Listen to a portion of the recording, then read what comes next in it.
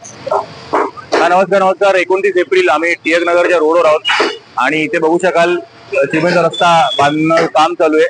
But already तुम्ही जर बघाल तर ऑलरेडी झाडाला चांगला सी शेप देऊन झाड वाचवलंय, कॉन्ट्रॅक्टरनी केलंय. अर्थात इकडे नवीन बिल्डिंग आहे ही, म्हणून या बिल्डरनी सांगितलं असेल, चांगली गोष्ट आहे, अशी झाडं पाहिजे. बट एक लक्षात ठेवा, जर एका ठिकाणी हे होऊ शकतं तर सगळ्या ठिकाणी का नाही होऊ शकत?